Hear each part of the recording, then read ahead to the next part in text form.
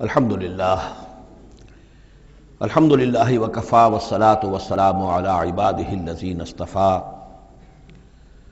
خصوصاً علی افضلہم وخاتم النبیین محمد الامین وعلی آلہ وصحبہ اجمعین اما بعد فقد قال اللہ تبارک وتعالی کما ورد فی سورة ہود اعوذ باللہ من الشیطان الرجیم بسم اللہ الرحمن الرحیم وَيَا قَوْمِ لَا يَجْرِمَنَّكُمْ شِقَاقِي أَن يُصِيبَكُمْ مِثْلُ مَا أَصَابَ قَوْمَ نُوحٍ أَوْ قَوْمَ هُودٍ أَوْ قَوْمَ صَالِحٍ وَمَا قَوْمُ لُوطٍ مِّنكُمْ بِبَعِيدٍ صدق اللہ العظیم۔ رب اشرح لي صدری ويسر لي أمری واحلل عقدۃ من لسانی يفقهوا قولی۔ اللهم ربنا الہمنا رشدنا واعصمنا من شرور انفسنا، اللهم ارنا الحق حقا وارزقنا اتباعه وارنا الباطل باطلا وارزقنا اجتنابه، اللهم ربنا آنس وحشتنا في قبورنا وارحمنا بالقرآن العظيم، اللهم اجعله لنا إماما ونورا وهدى ورحمة، اللهم ذكرنا منه ما نسينا وعلمنا منه ما جهلنا وارزقنا تلاوته آناء الليل وآناء النهار واجعله لنا حجة يا رب العالمین آمین۔ رمضان مبارک کا پہلا عشرہ مکمل ہو جانا آپ سب حضرات کو مبارک ہو۔ آج کی شب سے دوسرا عشرہ شروع ہو رہا ہے۔ پہلے عشرے کو حضور نے عشرہ رحمت قرار دیا ہے اور یہ عشرہ مغفرت ہے۔ سورہ ہود کے 8ویں رکوع میں جو مضمون چل رہا تھا، حضرت شعیب علیہ السلام اور ان کی قوم کے مابین جو رد و قدح کی تفصیل بیان ہو رہی تھی، اس میں ایک اہم نقطہ آیا ہے وَيَا قَوْمِ لَا يَجْرِمَنَّكُمْ شِقَاقِي، اور دیکھو اے میری قوم کے لوگو، تمہیں میری دشمنی، میرا ذاتی بغض اس بات پر آمادہ نہ کر دے کہ تمہارا وہ انجام ہو جائے ان یصیبکم مثل ما اصاب قوم نوح، کہ تم پر بھی وہی عذاب آئے اللہ کا جیسا کہ آیا تھا قوم نوح پر، او قوم ہود یا جو آیا تھا قوم ہود پر، او قوم صالح یا جو آیا تھا قوم صالح پر،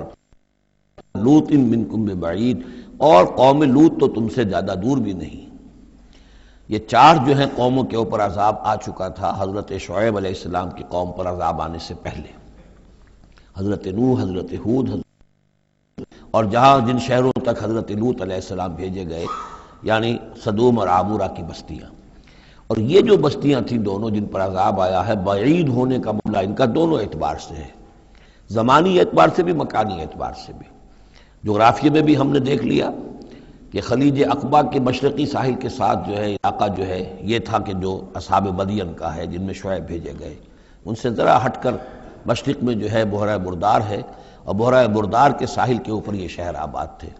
تو جغرافیائی اور زمینی اعتبار سے بھی فاصلہ نہیں ہے، زمانی اعتبار سے بھی زیادہ فصل نہیں ہے۔ اور اگرچہ بعض لوگوں کا خیال یہ ہے کہ حضرت موسیٰ علیہ السلام جب مدین گئے تھے، مصر سے اپنی جان بچا کر نکلے تھے، تو پھر وہاں جس شیخ کے پاس وہ رہے ہیں اور جس کی بیٹی سے پھر انہوں نے شادی کی ہے، اس کے بارے میں لوگوں نے یہ خیال ظاہر کیا کہ وہ حضرت شعیب تھے۔ مجھے اس سے سختی سے اختلاف ہے، اور مجھے ان لوگوں کی رائے سے اتفاق ہے جو سمجھتے ہیں کہ یہ ممکن ہی نہیں ہے۔ حضرت شعیب کی قوم کے اوپر جو عذاب آ چکا تھا، اس کے بعد جو لوگ بچے کھچے وہاں آباد تھے، ان میں کوئی نیک آدمی تھا کہ جس کے پاس حضرت موسیٰ علیہ السلام کا جانا ہوا ہے۔ لیکن یہ کہ بہرحال اتنا فصل کوئی ہزاروں برس کا نہیں ہے ان کے مابین، سینکڑوں برس کا بھی شاید نہ ہو، قریب کا ہے معاملہ، زمانی اعتبار سے بھی اور زمینی اعتبار سے بھی۔ اب جو نقطہ اس میں اہم ہے وہ یہ ہے کہ بسا اوقات کسی شخص کو کسی داعی حق سے ذاتی پرخاش ہوتی ہے، کوئی ذاتی بغض ہے، کوئی ذاتی دشمنی ہے، کسی سبب سے ہے، اس کے نفسیاتی اسباب ہو سکتے ہیں اور بہت سے اسباب ہو سکتے ہیں، اور صرف ایک ذاتی پرخاش کی وجہ سے وہ اس کی دعوت کو رد کرتا ہے، اس کی مخالفت پر کمر بستہ ہو جاتا ہے، اس کی دشمنی اختیار کرتا ہے۔ نتیجہ کیا ہے؟ اس کا کچھ نہیں بگاڑتا، اپنے آپ کو برباد کر لیتا ہے، اپنی تباہی کو دعوت دیتا ہے۔ تو اے میری قوم کے لوگوں، میری زدم زدہ میں تم کہیں اس انجام سے دوچار نہ ہو جانا، ایسا نہ ہو کہ میرا بغض اور میری عداوت جو ہے وَيَا قَوْمِ لَا يَجْرِمَنَّكُمْ شِقَاقِي أَن يُصِيبَكُمْ مِثْلُ مَا أَصَابَ قَوْمَ نُوحٍ أَوْ قَوْمَ هُودٍ أَوْ قَوْمَ صَالِحٍ وَمَا قَوْمُ لُوطٍ مِّنكُمْ بِبَعِيدٍ وَاسْتَغْفِرُوا رَبَّكُمْ، اور دیکھو استغفار کرو اپنے رب سے، ثم توبوا الیہ، پھر اس کی طرف رجوع کرو، اس کی طرف آگے بڑھو، اس کی اطاعت کرو، اس کی فرما برداری کرو۔ ان ربی رحیم ودود، یقیناً میرا رب رحیم بھی ہے، ودود بھی ہے، محبت فرمانے والا ہے۔ قالوا یا شعیب ما نفقہ کثیرا مما تقول، انہوں نے کہا کہ اے شعیب تم جو کچھ کہتے ہو اس کی اکثر بات تو ہماری سمجھ میں نہیں آتی، کیا کہہ رہے ہو تم؟ یعنی یہ کہ ذہنوں کے سانچے اتنے بگڑ گئے ہوتے ہیں کہ سیدھی بات ان میں فٹ بیٹھتی نہیں۔ ما نفقہ کثیرا مما تقول وانا لنراک فینا ضعیفا، ہم تو یہ دیکھ رہے ہیں کہ تم ہمارے اندر کوئی طاقتور آدمی نہیں ہو، کمزور سے آدمی ہو، ہم تو دیکھتے ہیں کہ تمہارے پاس کوئی قوت نہیں ہے۔ لولا رہتک، اگر نہ ہوتا تمہارا خاندان، لرجمناک، تو ہم تجھے کبھی کا جو سنسار کر چکے ہوتے۔ اب یہ بات بہت اہم ہے اس وقت، اصل میں یہ جو صورت مکی نازل ہو رہی ہیں، جو حضور کی دعوت اور تحریک جس دور سے گزر رہی تھی اور جو کچھ ہو رہا تھا، وہ اس کا ایک عکس سابقہ انبیاء اور رسل کے حالات میں بھی جو ہے تو وہ اسی دور کی مناسبت سے وہی باتیں نمایاں کی جاتی ہیں۔ یعنی جو تکرار ہوئی ہے ان رسولوں کے حالات کی، وہ تکرار محض نہیں ہے، بلکہ ہر جگہ پر جس دور میں وہ صورت نازل ہو رہی ہے جن میں ان کا تذکرہ ہو رہا ہے، اس دور میں جو خاص مسائل ہیں کہ جو درپیش ہیں محمد الرسول اللہ صلی اللہ علیہ وسلم اور آپ کے صحابہ کو، تو ان کے مناسبت سے جو ہدایت ہے، دل جوئی ہے، مسلمانوں کے لیے رہنمائی ہے، وہ حصہ ان رسولوں کی تعلیمات اور تاریخ کا بیان کیا جاتا ہے۔ اب یہاں مکے میں بھی شکل یہ ہو چکی تھی کہ بقیہ سب قریش جو ہیں وہ حضور کے خلاف جو ہیں سخت غیظ اور غضب کے اندر مبتلا تھے، لیکن چونکہ حضور کے چچا ابو طالب یہ خاندان بنی ہاشم کے سردار تھے اور انہیں ذاتی محبت تھی، وہ چاہے ایمان نہیں لائے حضور پر صلی اللہ علیہ وسلم، لیکن ذاتی محبت انہیں اتنی تھی کہ انہوں نے آخری وقت تک سپورٹ کیا ہے۔ اور قبائلی زندگی میں یہ ہوتا ہے کہ اگر کہیں کسی ایک خاندان کے کسی فرد کے اوپر کوئی ہاتھ اٹھایا جائے تو پھر وہ خاندان انتقام لیتا ہے۔ اس کا مطلب یہ ہوتا کہ وہ حضور کے خلاف وہ کوئی اقدام کرتے ہیں تو گویا کہ ان فائٹنگ شروع ہو جائے گی، داخلی خانہ جنگی شروع ہو جائے گی بنو ہاشم کی ان لوگوں کے خلاف کہ جو حضور کو کوئی غضب پہنچائیں، نقصان پہنچائیں۔ یہ تحفظ ملا ہوا تھا محمد الرسول اللہ صلی اللہ علیہ وسلم کو اللہ تعالیٰ کی طرف سے۔ اگر خدا نہ خواستہ ابو لہب ہوتا اس سردار، تو کبھی کا حضور کے خلاف کوئی نہ کوئی اقدام وہ کر چکے ہوتے، لیکن چونکہ خاندان بنی ہاشم کی سرداری اس وقت تھی ابو طالب کے پاس، اور انہیں دلچسپی تھی اور محبت تھی، شفقت تھی حضور کے ساتھ، بلکہ کچھ عرصہ جو ہے حضور ان کے سائے عاطفت کے اندر انہوں نے گزارا بھی تھا۔ اس وجہ سے تو یہ نقشہ دکھایا جا رہا ہے کہ آج قریش کے مقابلے میں جس طریقے سے کہ بنو ہاشم کی سپورٹ اور حفاظت جو ہے وہ حضور کے لیے اللہ تعالیٰ نے اسے قلعہ بنا دیا ہے، یہی معاملہ اس وقت تھا کہ حضرت شعیب کا بھی خاندان ان کا پشت بنا تھا۔ وَلَوْلَا رَحْتُكَ، اگر تمہارا خاندان تمہارا پشت بنا نہ ہوتا اور تمہارا ساتھ نہ دے رہا ہوتا، لَرَجَمْنَاكَ، ہم کبھی کہ تمہیں سنسار کر چکے ہوتے۔ وَمَا أَنْتَ عَلَيْنَا بِعَزِيزٍ، اور ذاتی طور پر تم ہم پر کوئی بھاری نہیں ہو، تو تمہاری کوئی حیثیت نہیں ہے۔ قَالَ يَا قَوْمِ رَحْتِي أَعَزُّ عَلَيْكُم مِّنَ اللَّهِ، انہوں نے کہا اے میری قوم کے لوگوں، کیا میرا یہ خاندان تم پر زیادہ بھاری ہے اللہ سے؟ میرا پشت پناہ تو حقیقتاً اللہ ہے، تم اللہ سے نہیں ڈرتے، میرے خاندان سے ڈرتے ہو۔ رَحْتِي أَعَزُّ عَلَيْكُم مِّنَ اللَّهِ وَاتَّخَذْتُمُوهُمْ وَرَاءَكُمْ ظِهْرِيًّا، اللہ کو تو تم نے اپنی پیٹھوں کے پیچھے پھینکا ہوا ہے، بھلایا ہوا ہے۔ یہ بھی بہت ہی اہم نفسیاتی نکتہ ہے۔ ہوتا یہ ہے کہ ہم دنیا میں ایسے مگن رہتے ہیں کہ اللہ کو ماننے کا عقیدہ تو ہے، لیکن اللہ مستحضر نہیں رہتا، یاد نہیں رہتا۔ یہ ہمارا پورا دنیا کا کاروبار چل رہا ہے، کاز اینڈ ایفیکٹ، علل ہیں، اسباب ہیں، ان کے نتائج نکل جاتے ہیں۔ تو جو کاز اینڈ ایفیکٹ کا جو سلسلہ چل رہا ہے، ہم اس میں اتنے گم ہوتے ہیں کہ مسبب الاسباب جو ہے وہ نگاہوں کے سامنے رہتا ہی نہیں۔ یا یہ کہ ہم اپنے کاموں میں اتنے مشغول ہیں، اپنے کام و دہن کی لذت جو ہے وہی ہمیں جو ہے کوئی فرصت نہیں لینے دیتی، یا یہ کہ بنیادی ضروریات جو ہے وہی ہمیں جو ہے اب کوئی فارغ نہیں ہونے دیتی، لہذا ہم گم ہو جاتے ہیں۔ کافر کی یہ پہچان کہ آفاق میں گم ہے، اور مومن کی یہ پہچان کہ گم اس میں ہے آفاق۔ لیکن یہ کافر کا معاملہ کیا ہوتا ہے؟ اللہ کو مانتے تو وہ بھی تھے، مانتے تھے مشرکین مکہ بھی، مانتے تو سب تھے اللہ کو، لیکن یہ کہ اللہ کو تو انہوں نے اوجھل کیا ہوا تھا، آنکھ اوجھل پہاڑ اوجھل۔ تم اللہ سے نہیں ڈرتے، میرے خاندان سے ڈرتے ہو۔ وَاتَّخَذْتُمُوهُ وَرَاءَكُمْ ظِهْرِيًّا، اللہ کو تو تم نے اپنی پیٹھوں کے پیچھے پھینکا ہوا ہے، یعنی اسے تو نسیم منسیہ کیا ہوا ہے، اس کی طرف تمہارا ذہن ہی نہیں ہے۔ ان ربی بما تعملون محیط، جبکہ میرا رب جو کچھ کہ تم کر رہے ہو اس کا احاطہ کیے ہوئے، تمہارا گھیراؤ کیے ہوئے اللہ، تم اس کی گرفت سے نکل کر نہیں جا سکتے ہو۔ یا قوم اعملوا علی مکانتکم انی عامل، اور اے میری قوم کے لوگوں کرو جو کچھ کر سکتے ہو اپنی جگہ پر، میرے خلاف جو کر سکتے ہو، جو ریشہ دوانیاں کر سکتے ہو، جو اقدام کر سکتے ہو۔ یہ چیلنجنگ انداز جو ہے ان آخری صورتوں میں آپ کو نظر آ رہا ہے، سورہ نام سے چلا آ رہا ہے، اس لیے کہ وہ کشاکش جو تھی حق و باطل کی وہ اس انتہا کو پہنچ چکی تھی کہ اب حضور صلی اللہ علیہ وسلم کی طبیعت کے اندر بھی وہ بیزاری پیدا ہو چکی تھی۔ اب جو کچھ تم کر سکتے ہو کر لو،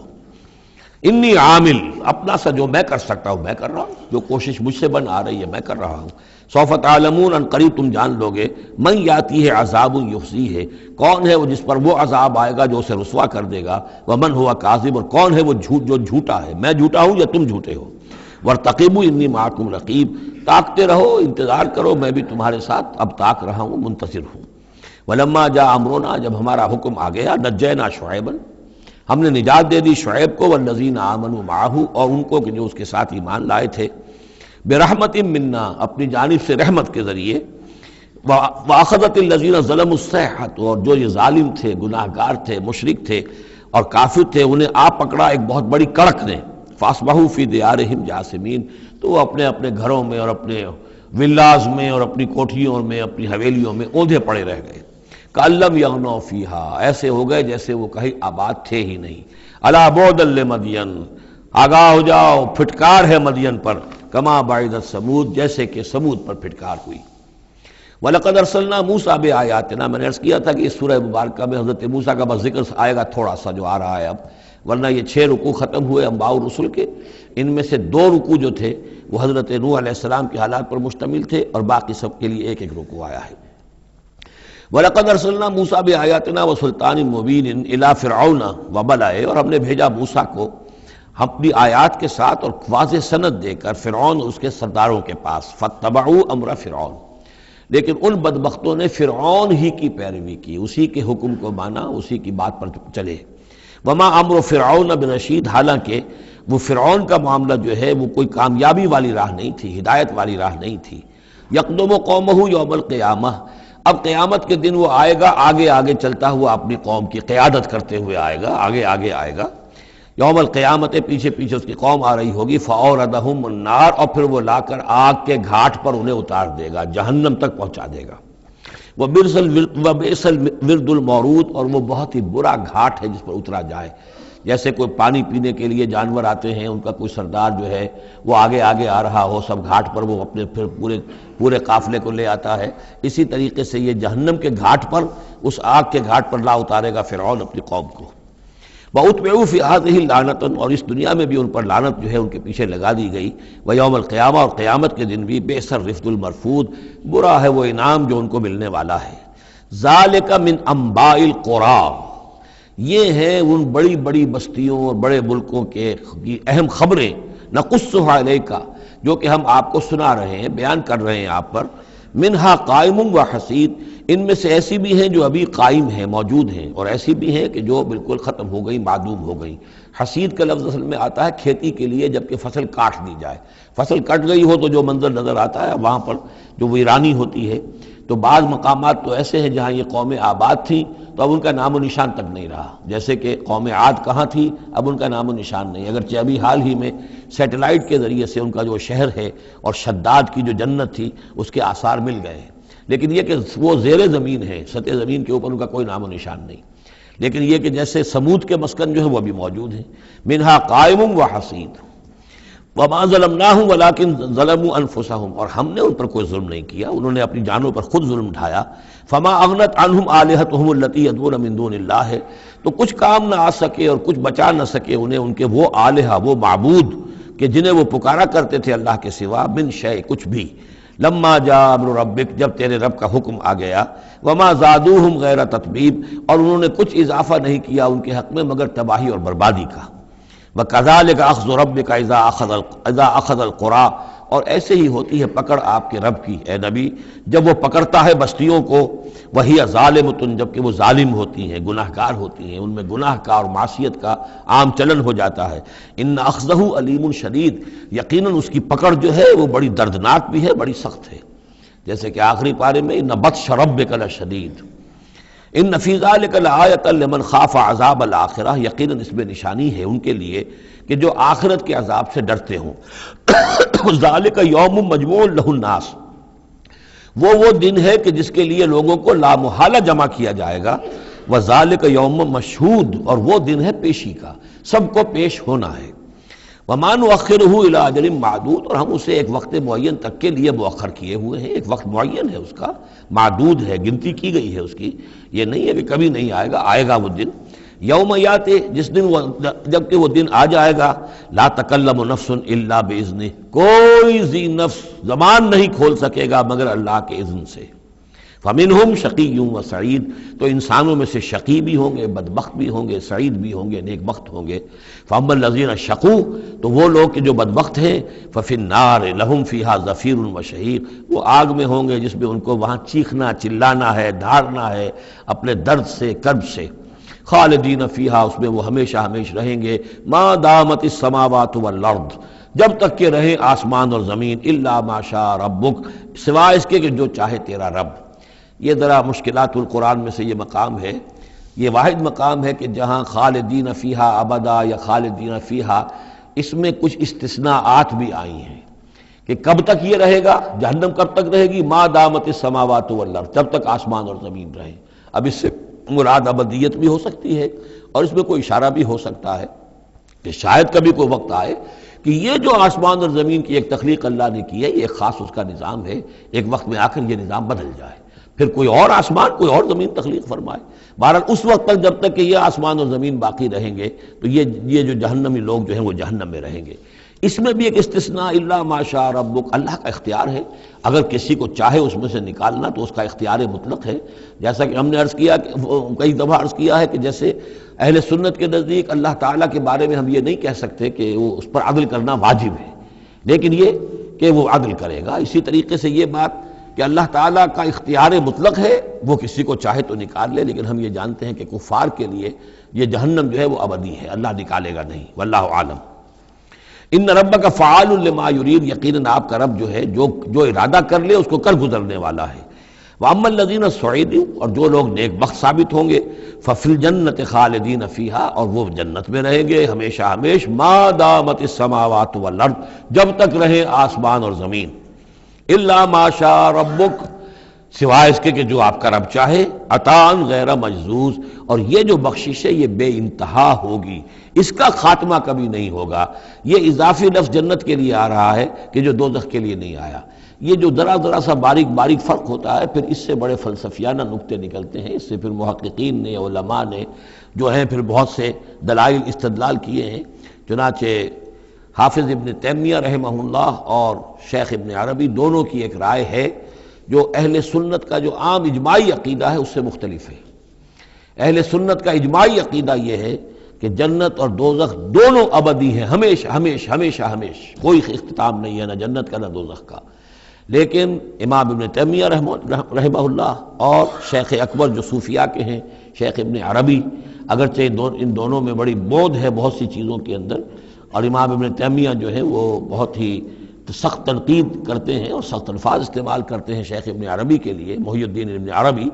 لیکن یہ کہ اس معاملے میں ان دونوں کی رائے ایک ہے، اور وہ یہ ہے کہ جنت تو ابدی ہے، دوزخ ابدی نہیں ہے۔ ایک وقت آئے گا، چاہے وہ ارب سال کے بعد آئے، وہ ابد ہمارے اعتبار سے ابدی ہو، ہمارے اعتبار سے انفائنائٹی ہوگا، لیکن یہ کہ ایک وقت آئے گا کہ جہنم ختم ہو جائے گی۔ یہ ان کی رائے ہے، واللہ اعلم۔ فلا تک فی مریۃ مما یعبد ہؤلاء، تو تمہیں کوئی شک نہ رہے ان چیزوں کے بارے میں جن کو یہ لوگ پوج رہے ہیں۔ ما یعبدون الا کما یعبد آباؤہم، نہیں پوج رہے یہ مگر ایسے ہی جیسے کہ ان کے آباء و اجداد پوجتے رہے ہیں من قبل، اس سے پہلے۔ وَإِنَّا لَمُوَفُّوهُمْ نَصِيبَهُمْ غَيْرَ مَنْقُوصٍ، اور ہم انہیں ان کا جو اجر اور ثواب اور ان کا بدلہ ہے، حق ہے، پورا دے دیں گے بغیر کسی کمی کے۔ وَلَقَدْ آتَيْنَا مُوسَى الْكِتَابَ فَاخْتُلِفَ فِيهِ، اور موسیٰ کو ہم نے کتاب دی تھی، پھر اس میں اختلافات پیدا کر دیے گئے۔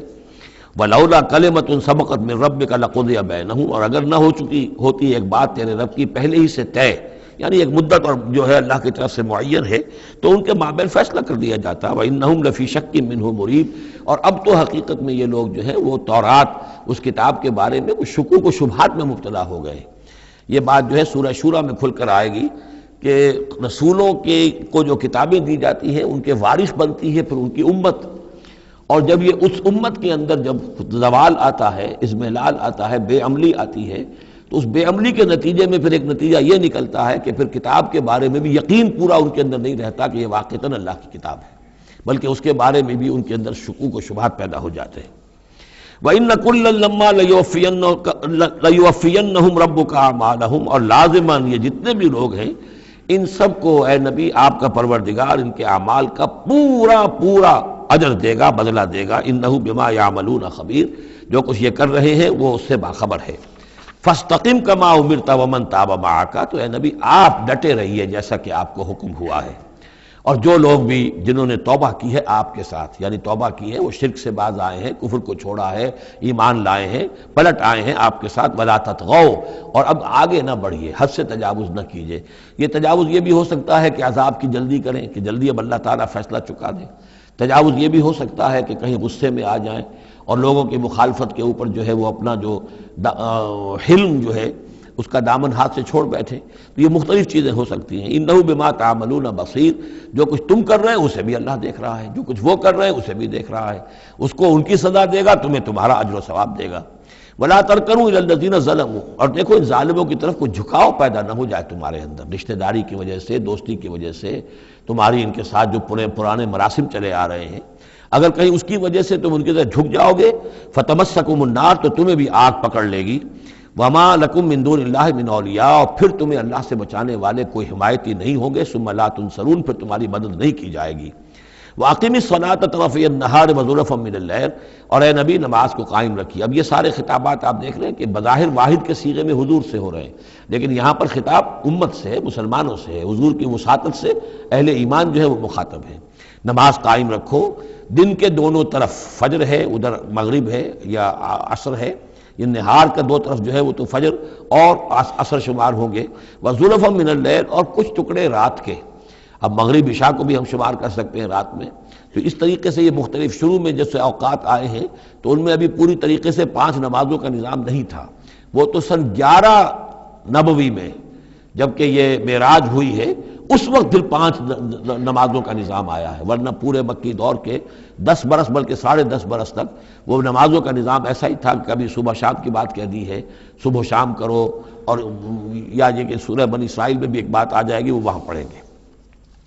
وَأَقِمِ الصَّلَاةَ طَرَفَيَ النَّهَارِ وَزُلَفًا مِّنَ اللَّيْلِ إِنَّ الْحَسَنَاتِ يُذْهِبْنَ السَّيِّئَاتِ، یقیناً نیکیاں بدیوں کو دور کر دیتی ہیں۔ ذَلِكَ ذِكْرَىٰ لِلذَّاكِرِينَ، اور یہ یاد دہانی ہے یاد رکھنے والوں کے لیے۔ وَاصْبِرْ فَإِنَّ اللَّهَ لَا يُضِيعُ أَجْرَ الْمُحْسِنِينَ، اور صبر کیجئے، اور اللہ تعالیٰ محسنین کا، نیکی کرنے والوں کے صبر کو ضائع نہیں کرتا۔ فَلَوْلَا كَانَ مِنَ الْقُرُونِ مِنْ قَبْلِكُمْ أُولُو بَقِيَّةٍ، تو کیوں نہ ایسا ہوا کہ ہوتے ان قوموں میں جو تم سے پہلے تھیں ایسے اولو بقیہ ہوتے،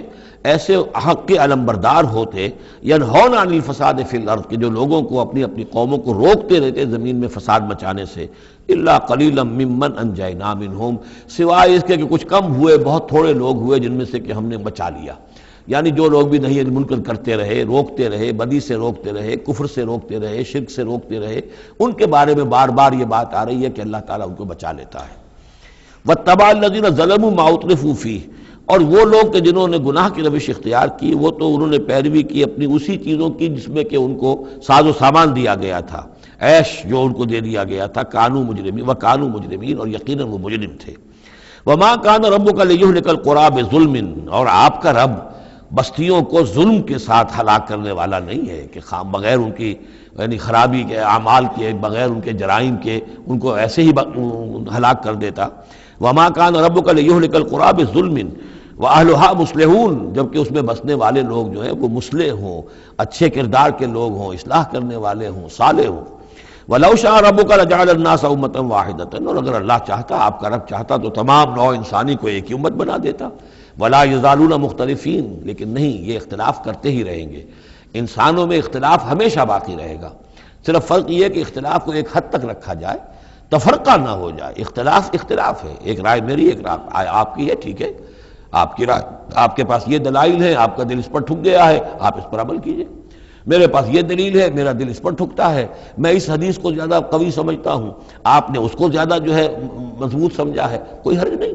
میں بھی قرآن و سنت سے استدلال کر رہا ہوں، آپ بھی قرآن و سنت سے استدلال کر رہے ہیں، امام ابو حنیفہ نے بھی کیا ہے تو وہیں سے استدلال کیا ہے، امام شافعی نے بھی کیا، تو اختلاف ہے۔ تفرقہ نہ ہو کہ تم اور من دیگرم تو دیگری، میں اور ہوں تم اور ہو، یہ تفرقہ جو ہے وہ کفر ہے۔ لیکن اختلاف لا یزالون مختلفین، وہ تو یہ ہے کہ گلہائے رنگا رنگ سے ہے رونق چمن، اے ذوق جہاں کو ہے زیب اختلاف سے۔ اختلاف جو ہے مونوٹنی اگر دنیا میں ہو تو طبیعت انسان کی اگتا جائے، یہاں تو یہ کہ رنگا رنگی ہو، تنوع ہو، تو اس سے ہی انسان جو یہاں کی جو زیبائش ہے اور رونقیں ہیں۔ ولا یزالون مختلفین الا من رحم ربک، سوائے اس کے کہ جس پر تیرا رب رحم فرما دے۔ ولذالک خلقہم، اللہ نے بنایا ہی اسی حساب سے ہے ان کو۔ دو افراد کے مزاج ایک نہیں ہے، دو افراد کے انگوٹھوں کی وہ یہ نشان ایک نہیں، لکیریں ایک جیسی نہیں ہیں، ان دو انسانوں کی شکلیں ایک جیسی نہیں ہیں، یہ تو اللہ تعالیٰ نے بنایا ہے تخلیق کے اندر۔ اب جینز کسی کے کچھ ہیں، کسی کے کچھ ہیں، کسی میں کچھ جو ہے اور اثرات آ رہے ہیں، کسی میں کسی اور طرح کے اثرات آ رہے ہیں۔ الناس کالمعادن، اور یہ تمام انسان بھی معدنیات کی طرح ہیں، تو اس طرح ہی اللہ تعالیٰ نے جو پیدا کیا ہے وہ ایک جیسی شے تو نہیں پیدا کی۔ وَتَمَّتْ كَلِمَةُ رَبِّكَ لَأَمْلَأَنَّ جَهَنَّمَ مِنَ الْجِنَّةِ وَالنَّاسِ أَجْمَعِينَ، اور تیرے رب کی یہ بات پوری ہو کر رہے گی کہ میں پر کر کے رہوں گا جہنم کو جنوں سے اور انسانوں سے، سب سے۔ یعنی اس نے جنت بنائی ہے، اس کو بھی اس نے آباد کرنا ہے اہل حق کے ذریعے سے، جہنم بھی تو بنا رکھی ہے، اس کا ایندھن بھی اسے درکار ہے۔ تو اس دنیا کے اندر جو کفار ہیں، مشرکین ہیں، گناہ گار ہیں، جو عیاشیاں کر رہے ہیں، بدماش ہیں اور جو ظالم ہیں، یہ ظاہر بات ہے کہ جہنم کے لیے ایندھن ہے جو اللہ نے فراہم کیا ہے۔ وَكُلًّا نَقُصُّ عَلَيْكَ مِنْ أَنْبَاءِ الرُّسُلِ، اب یہ وہ اصطلاح آ گئی جس کا میں بار بار ذکر کر رہا تھا، انباء الرسل۔ اور یہ سب چیزیں جو ہم بیان کر رہے ہیں محمد آپ پر، یہ رسولوں کی بڑی اہم خبروں میں سے ہیں۔ حضرت نوح، حضرت ہود، حضرت صالح، حضرت لوط، حضرت شعیب، حضرت موسیٰ، یہ حالات جو بیان کر رہے ہیں، من انباء الرسل ما نثبت بہ فؤادک، اور یہ اس لیے تاکہ اس کے ذریعے سے آپ کے دل کو جما دیں، مضبوطی دیں۔ یعنی جو کچھ آپ پر اور آپ کے ساتھی اہل ایمان پر آج بیت رہی ہے، یہ کوئی نئی بات نہیں ہے، ہمیشہ یہی ہوا ہے۔ ہمارے رسول جب بھی آئے ایسی مخالفت ہوئی ہے، اسی طرح کی انہوں نے مشقتیں جھیلی ہیں۔ حضرت شعیب کو بھی یہی کہا گیا کہ اگر تمہارا خاندان نہ ہوتا تو ہم کبھی کہ تمہیں جو ہلاک کر چکے ہوتے، تو اگر اسی صورت سے آج ہے محمد صلی اللہ علیہ وسلم آپ دو چار ہیں تو یہ کوئی نئی بات نہیں ہے، یہ تو گویا کہ اس راستے کے یہ تو لازمی جو ہیں اس کے حالات ہیں۔ تو اس سے یہ کہ دل کو تثبیت ہوتی ہے کہ بالآخر کامیاب کون ہوا، آیا حضرت شعیب کی قوم کامیاب ہوئی یا حضرت شعیب کامیاب ہوئے؟ تو بالآخر کامیابی اے نبی آپ کی اور آپ کے ساتھیوں کی ہے۔ وَجَاءَكَ فِي هَذِهِ الْحَقُّ، اور اس قرآن میں یا اس سورہ مبارکہ میں آپ کے پاس حق آ گیا ہے، وَمَوْعِظَةٌ، اور نصیحت آ گئی ہے، وَذِكْرَى، اور یاد دہانی آ گئی ہے، لِلْمُؤْمِنِينَ، اہل ایمان کے لیے۔ وَقُلْ لِلَّذِينَ لَا يُؤْمِنُونَ، اور کہہ دیجئے ان لوگوں سے جو ایمان نہیں رکھتے، اعملوا علی مکانتکم، کر لو اپنے مقام پر جو کچھ کر سکتے ہو۔ اب کوئی اختلاف، کوئی بھی اپنا دقیقہ فروگزاشت نہ رکھو، میری مخالفت میں، میری جو بھی تم دشمنی میں کر سکتے کر گزرو۔ انا عاملون، ہم بھی اب کر رہے ہیں جو کچھ ہم کر سکتے ہیں۔ وانتظروا انا منتظرون، تم بھی انتظار کرو کہ اللہ تعالیٰ کیا فیصلہ سناتا ہے اور آخری بات کیا آتی ہے، اور ہم بھی منتظر ہیں۔ وَلِلَّهِ غیب السماوات والارض، اور اللہ ہی کے لیے ہے آسمانوں اور زمین کا تمام چھپی باتیں اور تمام چھپے خزانے۔ وَإِلَيْهِ يُرْجَعُ الْأَمْرُ كُلُّهُ، اور کل کا کل معاملہ بالآخر اسی کی جانب لوٹا دیا جائے گا۔ فَاعْبُدْهُ، بس اسی کی بندگی اور پرستش کیجئے، وَتَوَكَّلْ عَلَيْهِ، اور اسی پر توکل کیجئے، آپ کا اعتماد اور بھروسہ اسی کی ذات پر ہو۔ وَمَا رَبُّكَ بِغَافِلٍ عَمَّا تَعْمَلُونَ، اور یقیناً آپ کا رب غافل نہیں ہے اس سے کہ جو آپ کر رہے ہیں۔ یہاں اللہ کے فضل و کرم سے سورہ ہود مکمل ہوئی۔ جیسا کہ میں نے عرض کیا تھا کہ یہ جو سلسلہ شروع ہوا 14 صورتوں کا، پہلا جوڑا اس میں سے سورہ یونس، سورہ ہود علیہم الصلاۃ والسلام۔ البتہ جو تیسرا اس کے اندر سب گروپ، میں نے کہا تھا تین کے سب گروپ ہیں، یہ تیسری سورت جو ہے سورہ یوسف، یہ بالکل پورے قرآن میں منفرد ہے اپنے مزاج کی۔ اس کے ساتھ جزوی سی مشابہت آئے گی ایک سورت کی، میں بعد میں عرض کروں گا۔ اس وقت یہ ہے کہ اس کو نوٹ کیجئے کہ اب تک ہم نے پڑھا ہے جو در حقیقت انباء الرسل کا مضمون ہے، جو ضائع شد و مت کے ساتھ آیا ہے۔ حضرت ابراہیم کا تھوڑا سا ذکر سورہ انعام میں ہم نے پڑھ لیا،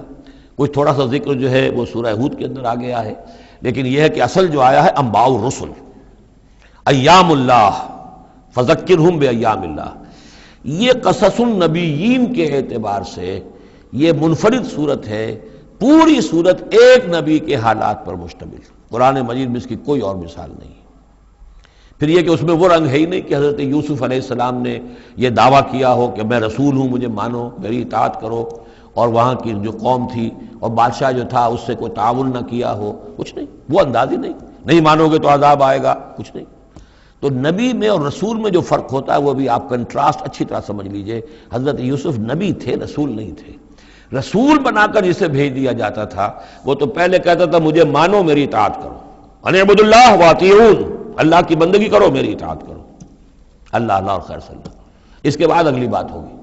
لیکن نبی کا معاملہ یہ نہیں ہوتا۔ نبی جیسے کہ مصلح ہوتے ہیں، نیک لوگ ہوتے ہیں، اولیاء اللہ ہوتے ہیں، خاص اللہ تعالیٰ کے برگزیدہ بندے ہوتے ہیں۔ اب ظاہر بات ہے کہ ایسے بھی ہوتے ہیں جیسے ہماری اس امت کے اندر حضور کے بعد کتنے ہیں اولیاء اللہ پیدا ہوئے ہیں، اونچی شخصیت ہے، کیونکہ وحی کا دروازہ بند ہو چکا ہے، نبی ان میں سے کوئی نہیں ہے۔ لیکن انبیاء بنی اسرائیل جو ہیں وہ گویا کہ اولیاء اللہ ہی تھے زیادہ تر، لیکن ان پر وحی بھی آتی تھی، وہ تسلسل جو ہے وحی کا چل رہا تھا۔ لیکن رسول وہی تھے کہ جنہیں تعین کے ساتھ کسی قوم کی طرف بھیج دیا جائے۔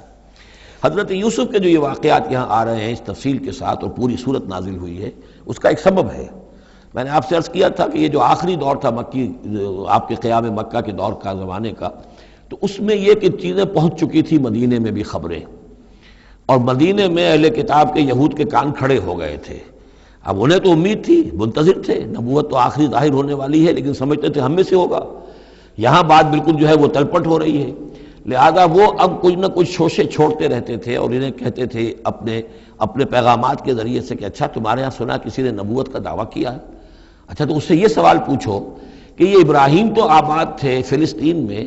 یہ جو یہودی بنی اسرائیل ہے یہ مصر میں کیسے پہنچ گئے،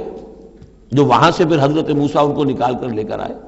لیکن کیسے پہنچے، پہنچنے کا سبب کیا تھا، کیا ماجرا تھا؟ یہ اب تاریخ کا ایک سوال تھا جو انہوں نے کر دیا۔ اس کے جواب میں اللہ تعالیٰ نے یہ صورت نازل فرما دی اور اس قدر خوبصورت انداز میں نازل کی ہے۔ اور میں آپ کو ایک اور بات بھی بتا دوں کہ میرا قرآن مجید کے ساتھ جو معنوی تعارف ہوا ہے پہلی مرتبہ صحیح معنی میں، وہ اسی سورہ یوسف کے حوالے سے ہے، اور سورہ یوسف کی تفہیم القرآن مولانا مودودی کی۔ 1947 میں میں میٹرک کا امتحان دے چکا تھا، ہمارا رزلٹ بھی آ چکا تھا، لیکن یہ کہ اس کے بعد وہ فسادات کیا قتل عام شروع ہوا مسلمانوں کا مشرقی پنجاب میں۔ میں حصار میں تھا، تو حصار اس شہر کا نام تھا، لیکن ہم اس میں محصور بھی ہو گئے۔ تقریباً 1.5 مہینہ ہم نے مورچے بنا لیے اور اپنی حفاظت کرتے رہے۔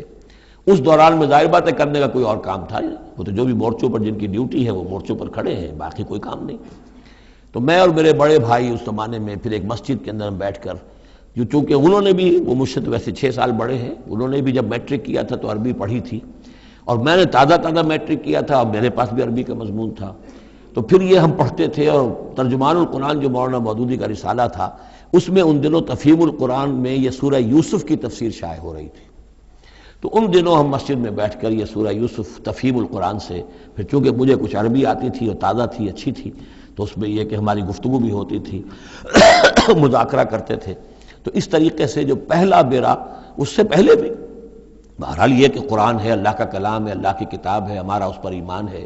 کچھ اس کو سمجھنا، کچھ پڑھنا، یہ تو تھا، لیکن جو ایک معنوی ایک ربط قائم ہوا، ذہنی رشتہ ہے، قلبی رشتہ، وہ در حقیقت سورہ یوسف اور سورہ یوسف کی بھی وہ تشریح و تعبیر کے جو مولانا مودودی نے تفہیم القرآن میں کی ہے۔ بسم اللہ الرحمن الرحیم، الف لام را، تلک آیات الکتاب المبین، یہ ایک روشن آیات کی کتاب کی آیات ہیں۔ انا انزلناہ قرآنا عربیا، ہم نے اس کو نازل کیا ہے عربی قرآن بنا کر۔ کس کو نازل کیا ہے؟ وہ جو ام الکتاب میں ہمارے پاس ہے، وہ جو لوح محفوظ میں ہے، اس کو ہم نے اتارا ہے اب محمد پر، تو قرآن عربی بنا کر اتارا ہے۔ لعلکم تعقلون، تاکہ اے عربو، اے عرب کے رہنے والوں، اے امیین کہ جن کی طرف اولین بعثت ہمارے رسول کی ہوئی ہے، تم اچھی طرح سمجھ سکو۔ نحن نقص علیک احسن القصص، اے نبی ہم آپ پر بیان کرنے لگے ہیں بہترین بیان۔ یہ قصص نہیں ہے، قصص ہوتا قاف کے زیر کے ساتھ تو قصے کی جمع ہوتا، یہ بہترین قصہ ہم آپ کو سنا رہے نہیں، احسن القصص، قصص جو ہے یہ یہاں پر یہ مصدر ہے، بہترین بیان، ہم آپ کے سامنے بہترین بیان پیش کر رہے ہیں، بما اوحینا الیک ھذا القرآن، اس قرآن کے ساتھ جو ہم نے آپ کی طرف وحی کیا ہے۔ وَإِن كُنتَ مِن قَبْلِهِ لَمِنَ الْغَافِلِينَ، اور یقیناً آپ اس سے پہلے، اس قرآن میں اس قصے کے آنے سے پہلے، قرآن میں اس بیان کی آمد سے پہلے، وحی سے پہلے آپ یقیناً بالکل ناواقف تھے، غافل تھے، آپ کو کچھ معلوم نہیں تھا کہ یہ حضرت یوسف کیسے وہاں پہنچے اور بنی اسرائیل کیسے پہنچ گئے۔ اس قال یوسف لأبیہ، حضرت یعقوب علیہ السلام کے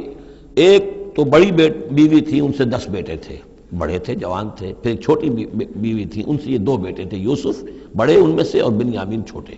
12 بیٹے تھے ان کے یہ۔ اس قال یوسف لأبیہ، یاد کرو جب کہ کہا تھا یوسف نے اپنے والد سے، حضرت یعقوب سے، یا ابت، ابا جان، انی رأیت 11 کوکبا، میں نے دیکھا ہے 11 ستارے، والشمس والقمر، اور سورج اور چاند، رأیتہم لی ساجدین، کہ وہ مجھے سجدہ کر رہے ہیں، میرے سامنے جو ہے سجدے میں ہیں۔ قال یا بنی لا تقصص رؤیاک علی اخوتک، حضرت یعقوب علیہ السلام نے اس بات کو سمجھ لیا کہ یہ 11 بھائی اور یہ میں ماں باپ، ہمارا کوئی خاص معاملہ ہونے والا اس بیٹے کے ساتھ، اور اللہ تعالیٰ اس بیٹے کی کوئی خاص فضیلت ظاہر کرنے والا ہے، لہذا فرمایا کہ یہ اپنا بیان لا تقصص رؤیاک علی اخوتک، اپنے بھائیوں کے سامنے بیان نہ کر دینا، فیکیدوا لک کیدا، تو وہ تمہارے خلاف کو سازش کریں گے، اس لیے کہ ان میں پھر حسد کی آگ بھڑک اٹھے گی، اور وہ سوچیں گے کہ اللہ تعالیٰ نے یہ فضیلت اگر کوئی رکھی تو ہماری بجائے وہ اس یوسف کے لیے رکھی ہے، تو اس سے کہ تمہیں کوئی غضب پہنچ جائے گا۔ ان شیطان للانسان عدو مبین، یقیناً شیطان تو انسان کا کھلا دشمن ہے ہی۔ وَكَذَلِكَ يَجْتَبِيكَ رَبُّكَ وَيُعَلِّمُكَ مِن تَأْوِيلِ الْأَحَادِيثِ، اور اسی طریقے سے تمہارا رب جو ہے تمہیں پسند کر لے گا، چن لے گا، یعنی نبوت کے لیے اب معلوم ہوتا ہے کہ میرے بیٹوں میں سے اللہ نے تمہیں چن لیا ہے، یہ معلوم ہوتا ہے۔ كَذَلِكَ يَجْتَبِيكَ رَبُّكَ، اسی طرح اللہ چن لے گا، برگزیدہ کرے گا تجھے، وَيُعَلِّمُكَ مِن تَأْوِيلِ الْأَحَادِيثِ، اور تمہیں سکھائے گا تعویل الاحادیث۔ اس کے 2 معنی ہیں، ایک تو یہ کہ خواب کی تعبیر کرنا، اور یہ کسی بھی بات کی تہ تک پہنچ جانا، کنہ تک پہنچ جانا۔ تو عام اگر لیں گے تو کسی بھی بات، معاملہ فہمی جسے ہم کہتے ہیں، جز رسی، کسی چیز کے جو ہے اجزاء تک انسان پہنچ جائے، نگاہ دور تک چلی جائے، وہ بھی، اور یہ کہ اس کو تعویل الاحادیث جو ہے یہ خاص طور پر خوابوں کے لیے بھی ہے۔ وَيُتِمُّ نِعْمَتَهُ عَلَيْكَ، اور اتمام فرمائے گا اپنی نعمت کا تجھ پر، وعلی آل یعقوب، اور تمام آل یعقوب پر، کما اتمھا علی ابویک، جیسے کہ اس نعمت کا اس نے اتمام فرمایا تیرے آباء و اجداد پر، من قبل پہلے، ابراہیم و اسحاق، ابراہیم اور اسحاق پر، یعنی اسحاق تمہارے دادا اور ابراہیم تمہارے پردادا۔ اپنا نام انہوں نے نہیں لیا، ظاہر بات ہے کہ وہ خود اپنا ذکر کیسے کرتے۔ ان ربک علیم حکیم، یقیناً تیرا رب جو ہے وہ علیم ہے اور حکیم ہے۔ لقد کان فی یوسف و اخوتہ آیات للسائلین، یقیناً حضرت یوسف اور ان کے بھائیوں کا جو واقعہ ہوا، جو ماجرا ہوا، اس میں تو نشانیاں ہیں پوچھنے والوں کے لیے، یعنی جنہوں نے یہ سوال پوچھوایا ہے اور جو پوچھ رہے ہیں ان سب کے لیے نشانیاں ہیں۔ اگر اسی قصے کو حقیقت بینی کے ساتھ جو ہے، حقیقت کی نگاہ کے ساتھ اسے دیکھیں اور طلب ہدایت کے لیے اس قصے پر غور کریں جو قرآن اب پیش کر رہا ہے، تو یہ کہ ان کے لیے تو بہت سی چیزیں جو ہے نکھر کر سامنے آ جائیں گی، حقائق واضح ہو جائیں گے۔ اذ قالوا لیوسف واخوہ احب الی ابینا منا ونحن عصبہ، جبکہ انہوں نے کہا کہ یہ یوسف اور اس کا بھائی بنیامین، احب الی ابینا منا، یہ ہمارے والد کو زیادہ محبوب ہیں ہم سے زیادہ محبت ان دونوں سے، ونحن عصبہ، جبکہ ہم ایک بڑی جماعت ہیں، طاقتور، بڑے تھے، جوان تھے، 10 تھے، اور ظاہر بات ہے قبائلی زندگی میں تو آپ کو معلوم ہے کہ بازو جو ہوتے ہیں، بیٹے جوان جو ہوں وہی تو اصل میں طاقت کی بنیاد ہوتے ہیں، جس کے جتنے بازو ہیں اتنا ہی وہ صاحب عزت ہے۔ تو ہم ہیں 10 جوان اور یہ 2 چھوٹے، محبت ان سے زیادہ ہو رہی ہے۔ انا ابانا لفی ضلال مبین، یقیناً ہمارے ابا جان کچھ بہک سے گئے، معلوم ہوتا ہے کچھ سٹھیا گئے۔ اقتلوا یوسف، قتل کر دو اس یوسف کو، اب اطرحوہ ارضا،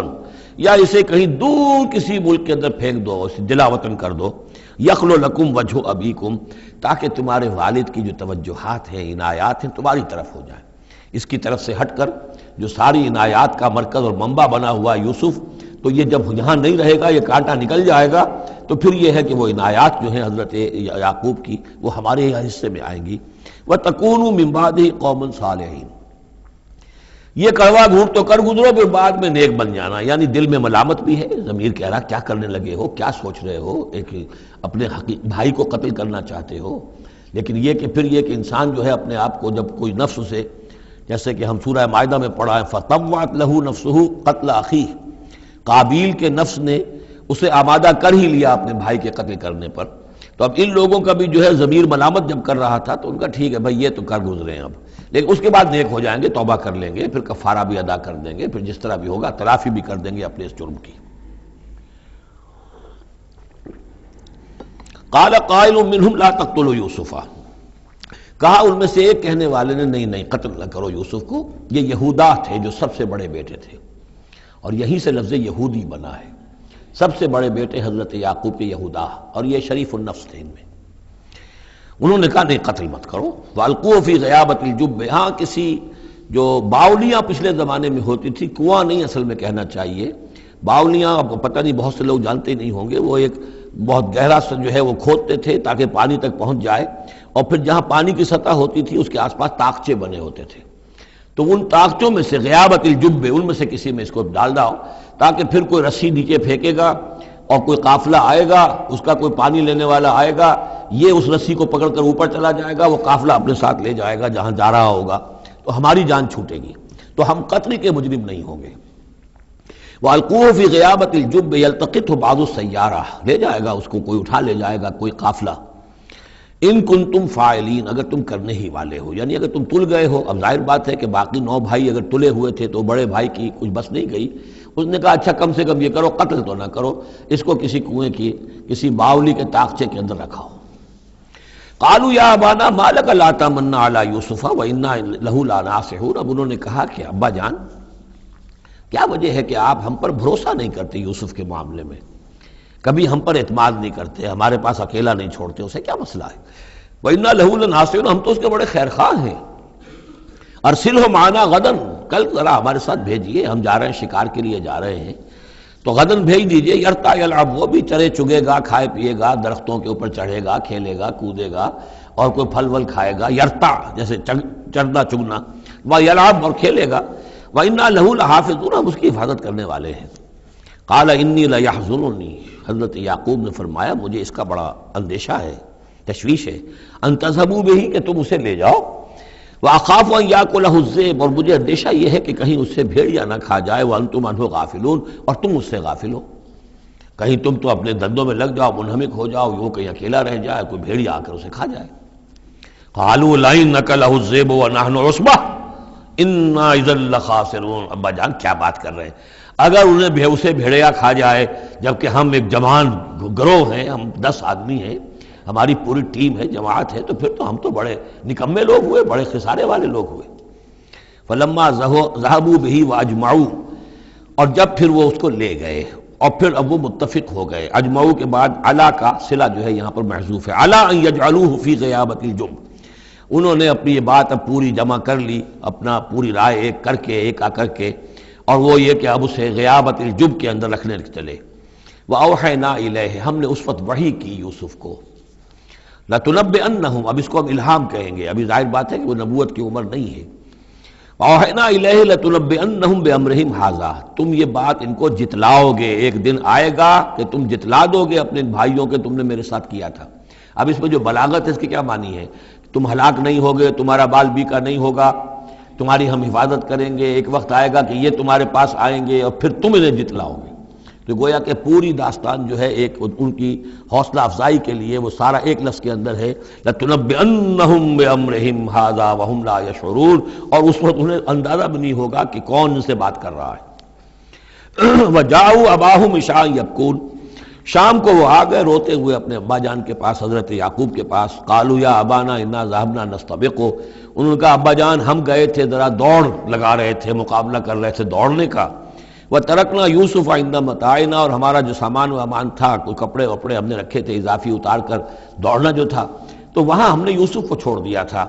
فاکلہ الذئب، تو اسے کھا لیا ایک بھیڑیے نے۔ وما انت بمؤمن لنا، اور آپ ہماری بات مانیں گے تو نہیں۔ وَلَوْ كُنَّا صَادِقِينَ، خواہ ہم کتنے ہی سچے ہوں، آپ نے ماننی تو نہیں ہے بات، لیکن ہم کیا کریں، ہوا یہ ہے۔ وَجَاءُوا عَلَىٰ قَمِيصِهِ بِدَمٍ كَذِيبٍ، اور کوئی جھوٹ موٹ کا خون اس کی قمیص کے اوپر لگا کے لے آئے۔ قَالَ بَلْ سَوَّلَتْ لَكُمْ أَنفُسُكُمْ أَمْرًا، حضرت یعقوب نے فرمایا نہیں، بات کچھ اور ہے، تمہارے جیوں نے، تمہارے نفسوں نے تمہارے لیے ایک بڑی بات کو ہلکا کر دیا ہے. تم نے کوئی بہت بڑا غلط اقدام کیا ہے اور تمہارے نفسوں نے اس کے لیے تمہیں آمادہ کر دیا ہے. فصبر جمیل. لیکن ظاہر بات ہے کہ اب 10 بیٹے ہیں، حضرت یعقوب اکیلے ہیں، بوڑھے ہیں. فصبر جمیل، میں اب کیا کر سکتا ہوں سوائے اس کے کہ صبر کروں خوبصورتی کے ساتھ. اب دیکھوں اللہ تعالیٰ اس میں سے کیا برآمد کرتا ہے. واللہ المستعان علی ما تصفون، اور جو کچھ تم بیان کر رہے ہیں اس پر تو ظاہر بات ہے کہ اب میں اللہ ہی سے مدد مانگ سکتا ہوں. وجاءت سیارۃ، اب کچھ عرصے کے بعد وہاں ایک وہ قافلہ آ گیا. جاءت سیارۃ فارسلوا واردہم، انہوں نے بھیجا اپنے آگے چلنے والے کو. یہ ان زمانے میں ہوتا تھا قافلہ، اس سے آگے آگے جو ہے اس کو عورت کہتے ہیں وارد، وہ جا کر جو ہے وہاں پر دیکھتا تھا کہاں کنواں ہے، پانی کہاں ہے، کہاں اگلا پڑاؤ ہوگا. فارسلوا واردہم، اپنے پانی بھرنے والے کو بھیجا. فادلا دلوا، اس نے اپنا ڈول جو ہے وہ نیچے اتارا. قال یا بشرا، اب اس کو پکڑ لیا حضرت یوسف نے. اس نے کھینچا، وہ سمجھ رہا تھا پانی کھینچ رہا ہوں، وہ حضرت یوسف آ گئے. یا بشرا ھذا غلام، انہوں نے وہیں سے شور بچایا، آواز دی کہ او بشارت ہو، یہ تو ہمیں غلام مل گیا، لڑکا مل گیا. وَأَسَرُّوهُ بِضَاعَةً، اور انہوں نے چھپا لیا اسے ایک پونجی سمجھ کر کے یہ تو اچھی دولت ملی ہے، اسے بیچیں گے، بیچ کے پیسے کھڑے کریں گے. چھپا لیا. واللہ علیم بما یعملون، اور اللہ تعالیٰ خوب جانتا تھا جو وہ کر رہے ہیں. وَشَرَوْهُ بِثَمَنٍ بَخْسٍ دَرَاهِمَ مَعْدُودَةٍ، اور مصر پہنچ کر انہوں نے بیچ دیا اس کو بڑی تھوڑی سی قیمت پر. دراہم معدودہ، گنتی کی چونیاں. درہم جو ہے ان کے ہاں دینار کا چوتھائی حصہ ہوتا تھا، تو دراہم معدودہ جو ہے چند چونیوں کے عوض وہ فروخت کر دیا. وَكَانُوا فِيهِ مِنَ الزَّاهِدِينَ، اور اس کے معاملے میں تو وہ بہت ہی قانع تھے. یعنی چونکہ اگر تو کسی کی انویسٹمنٹ ہوئی ہو، 1000-2000 کا خریدا ہو، تب تو آدمی اس کی قیمت اپنی انویسٹمنٹ بھی نکالے اس میں سے اور پھر نفع بھی لینا چاہے. یہ تو مفت کا مال تھا. دوسرے یہ اندیشہ ہر وقت دھڑکا لگا ہوا تھا کہ کہیں جو ہے اس کے وارث نہ آ جائیں، تو جلد از جلد بیچ کر جو بھی ملے پیسے کھڑے کرو. وقال الذی اشتراہ من مصر، اور جس شخص نے خریدا انہیں مصر سے، مصر میں یہ تو عزیز مصر تھا، یعنی کوئی بہت بڑا افسر، بادشاہ نہیں، لیکن یہ کہ وہاں کی جو بھی ہائرارکی تھی اس کے اندر کوئی بہت اہم مقام پر. وقال الذی اشتراہ من مصر، اور جس شخص نے خریدا انہیں مصر میں، لامرأتہ، اپنی بیوی سے کہا اکرمی مثواہ، اس کو ذرا اچھے طریقے پر رکھو. عسیٰ ان ینفعنا، ہو سکتا ہے یہ ہمارے لیے نفع بخش ہو، یہ بھی ہو سکتا ہے کہ ہم اسے پھر بیچ دیں تو ہمیں دولت زیادہ مل جائے. اور نتخذہ ولدا، معلوم ہوتا ہے شاید اولاد نہیں تھی، ہم اسے اپنا بیٹا ہی بنا لیں گے. وَكَذَلِكَ مَكَّنَّا لِيُوسُفَ فِي الْأَرْضِ، اس طرح ہم نے زمین میں یوسف کے لیے تمکن، ٹھہراؤ کی جگہ پیدا کر دی. اب یہ کہ پہنچ گئے ہیں جو اس وقت کی جو متمدن ترین مملکت ہے، مصر کی مملکت ہے، اس کا ایک نظام ہے، اس میں بادشاہت ہے، اس کا پورا جو ہے اس کا آبپاشی کا نظام ہے، اس میں تمدن کے ایک گہوارے میں پہنچا دیا. اور وہاں پر بھی کسی جھونپڑے میں نہیں، کسی بہت بڑے افسر، بہت بڑے صاحب حیثیت انسان کے گھر میں پہنچا دیا. وَكَذَلِكَ مَكَّنَّا لِيُوسُفَ فِي الْأَرْضِ وَلِنُعَلِّمَهُ مِن تَأْوِيلِ الْأَحَادِيثِ، اور تاکہ ہم اسے سکھائیں باتوں کی تہ تک پہنچنا.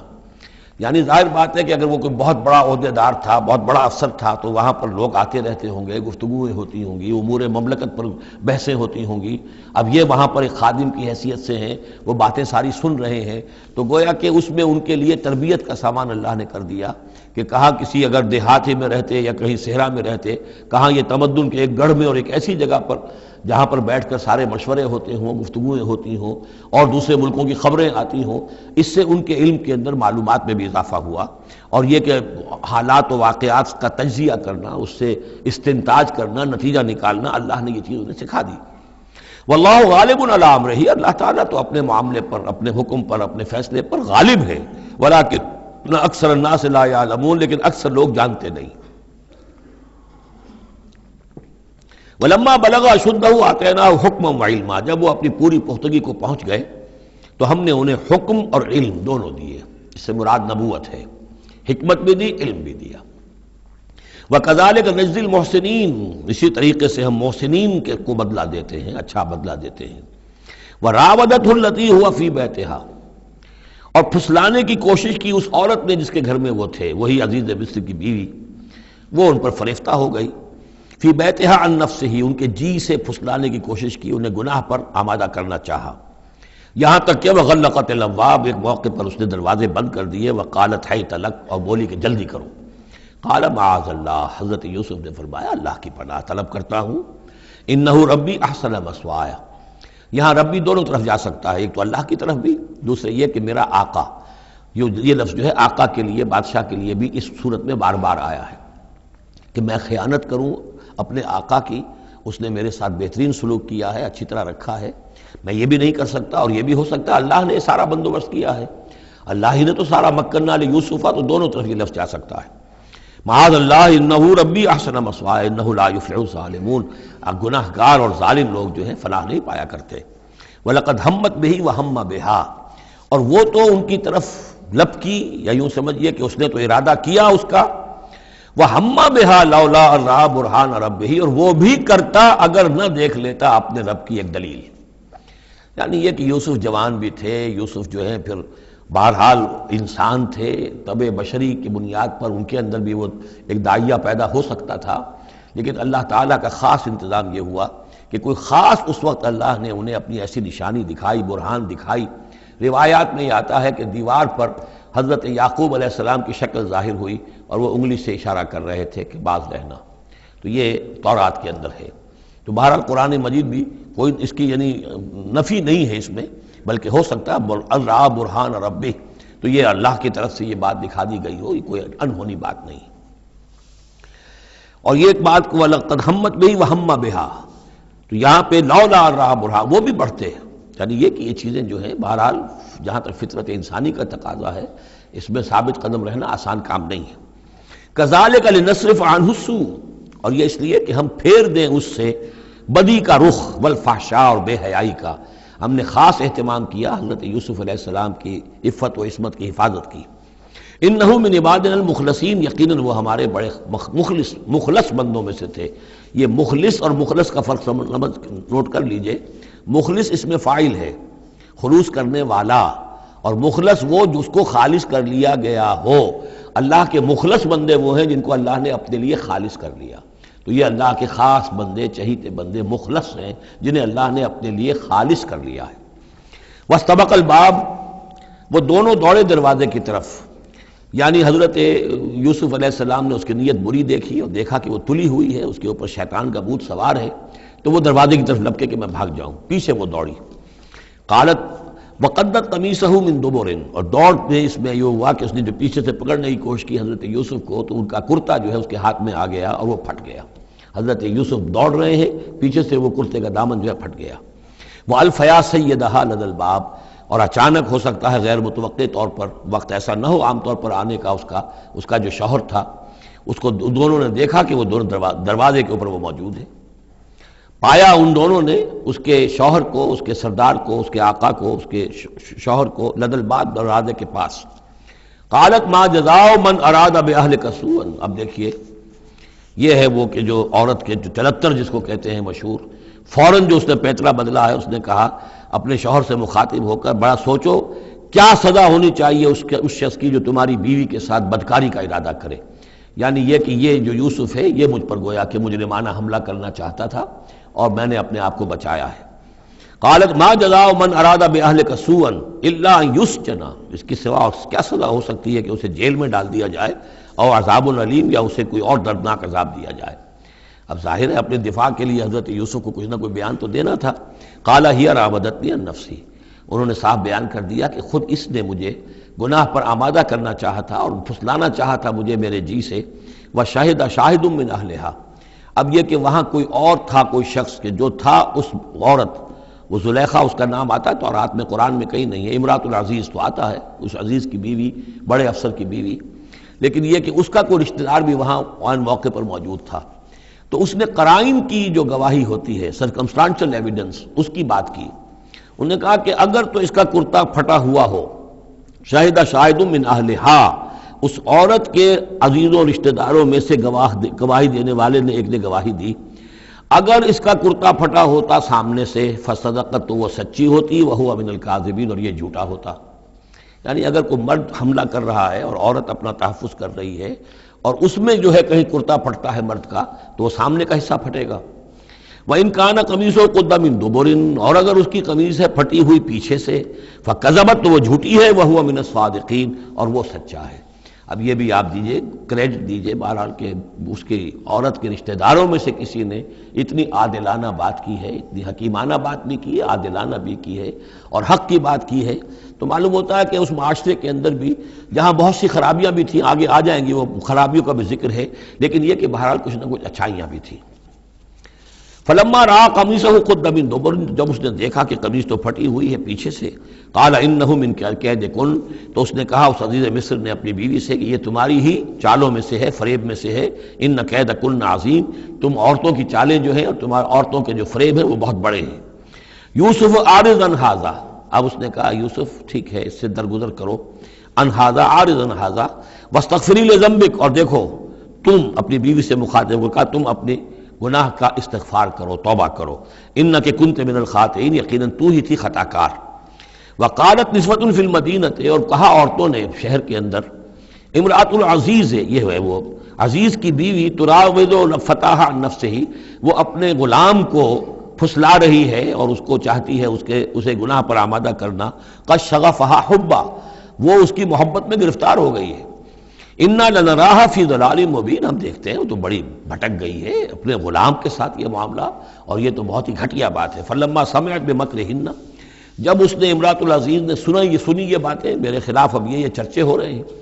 تو اس نے چاہا کہ ان سب کا جو چونکہ اوپر کی سوسائٹی تھے وہ سارے کے سارے جو ہیں سوراخ تو سبھی کے ہاں تھے، گندگیاں ہر ایک کے ہاں تھی، لیکن یہ موقع مل گیا عورتوں کو کہنے کا، اسے معلوم تھا خود ان کے اپنے کردار کیسے کچھ ہیں، لیکن اس نے چاہا کہ اس کا بھانڈا جو ہے چوراہے کے اندر ان کے کردار کا بھی پھوڑ دیا جائے۔ ارسلت الیہن، تو ان سب کو بلوایا ایک دعوت میں، وآتت لہن متکئا، اور اہتمام کیا ایک مجلس کا، ایک ڈنر کا، اور اس میں یہ کہ سب جو متکئا جو سہارا لے کر بیٹھے ہوئے ہیں، وآتت کل واحدۃ منہن، اور ہر عورت کو اس نے ایک چھری اس کے سامنے رکھی، سکینن، ایک چھری، جب کوئی پھل وغیرہ ہوں گے اس کے ساتھ چھری بھی سب کو دی گئی ہے۔ وقالت اخرج علیہن، اور کہا کہ اے یوسف ذرا نکلو ان کے سامنے، برآمد ہو، ان کے سامنے آ جاؤ۔ فلما رأینہ، تو جب ان سب نے اس کو دیکھا، اکبرنہ، تو ششدر رہ گئیں، وقطعن ایدیہن، اور ان سب نے اپنے ہاتھ کاٹ لیے۔ اس میں ایک کا تو کسی کا غلطی سے ہاتھ کٹ گیا ہوگا، چوک گئی ہوگی، دیکھ کر ایک دم جو چونکی کہ یہ اس قدر حسین و جمیل، یہ تو انسان نہیں معلوم ہوتا یہ کون ہے، تو اس کا ہاتھ کٹا۔ اس کی طرف حضرت یوسف متوجہ ہوئے ہوں گے، خون اس کے کچھ نہ آخر ماں خادم کی حیثیت سے تھے کہ اس کے کوئی مرہم پٹی کریں، تو ہر ایک نے یہ چاہا کہ یہ التفات اس کا میری طرف بھی ہو، تو سب نے اپنی انگلیاں کاٹی۔ قطعنا، اب یہاں پر یہ غلطی سے بات نہیں ہو سکتی، اس لیے کہ یہ قطع یقطع تقطیعا باب تفعیل ہے، اس تفعیل کے اندر تو اہتمام اور پوری طریقے سے کوئی ارادہ کر کے کسی کام کو کیا جاتا ہے۔ اپنے ہاتھ کاٹ لیے۔ وقلنا حاشا للہ ما ھذا بشرا، ان کہا کہ حاشا للہ، یہ شخص یہ تو آدمی نہیں ہے، ان ھذا الا ملک کریم، یہ تو معلوم ہوتا ہے کہ کوئی بہت ہی بزرگ فرشتہ ہے۔ قالت فذلکن الذی لمتننی فیہ، تو اس نے کہا یہ ہے وہ جس کے بارے میں تم مجھے ملامت کر رہی تھی اور مجھ پر جو ہے تم تان کر رہی تھی۔